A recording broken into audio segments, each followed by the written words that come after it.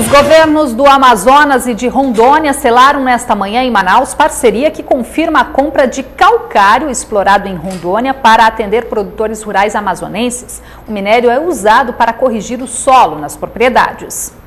A carta de intenções entre os dois governos foi assinada nesta manhã durante reunião do Conselho Estadual de Geodiversidade. A Companhia de Mineração de Rondônia vai fornecer 10 mil toneladas por mês de calcário ao governo do Amazonas. A usina, que fica no município de Pimenta Bueno, a 550 quilômetros de Porto Velho, vai entrar em atividade a partir de dezembro deste ano. Nós temos estudos, tem técnicos que procuram corrigir o solo.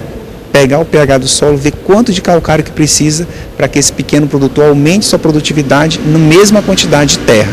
Então o calcário é um corretor de solo para aumentar a produtividade do solo. Hoje o Amazonas importa calcário dos estados de Mato Grosso e Ceará. Com a parceria, os custos de produção de alimentos devem cair e baratear a cesta básica no Amazonas. O minério deve ser comercializado entre produtores rurais do sul do estado. Atender o pequeno agricultor, né, e o grande agricultor, o grande produtor, sobre o aspecto de que ele pode produzir com economicidade, ou seja, com retorno econômico, e nós podemos baratear a nossa cesta básica, que foi identificada pelo IBGE como uma cesta básica mais cara, né, do Brasil. Então, esses elementos mostram a importância desse insumo mineral na construção de uma política de sustentabilidade.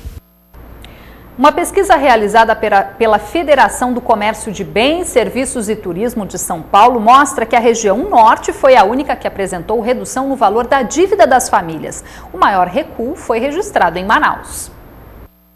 De acordo com a radiografia do endividamento das famílias brasileiras, a dívida das famílias de Manaus recuou 11,55% em 2011 em relação a 2010. Passou de R$ 228 milhões por mês para R$ 202 milhões.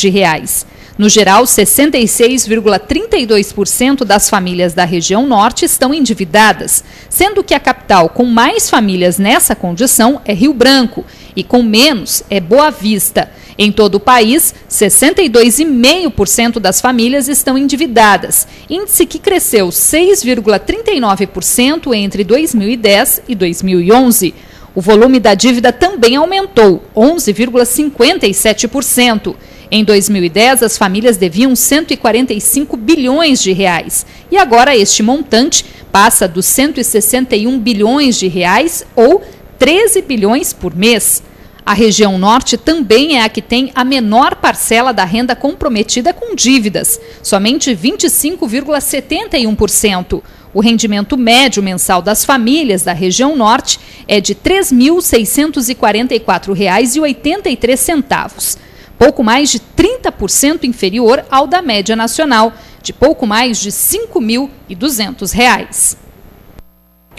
Agora o assunto é saúde. Muita gente não sabe, mas uma simples dor na coluna que não passa com remédios e muito menos com repouso pode ser uma doença grave, conhecida como espondilite anquilosante. A doença ainda não tem cura, mas tem tratamento e quanto mais cedo o diagnóstico, melhor.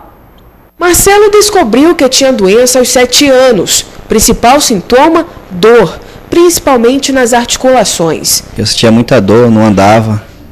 Meu joelho inchava, aí vim para os médicos, aí foi que eu descobri que eu estava com essa doença. Aí fiz o tratamento, melhorou, aí eu achei que eu já não estava mais doente. Depois, quando voltou essa doença, veio muito pior, que chegou o fato de eu não andar direito.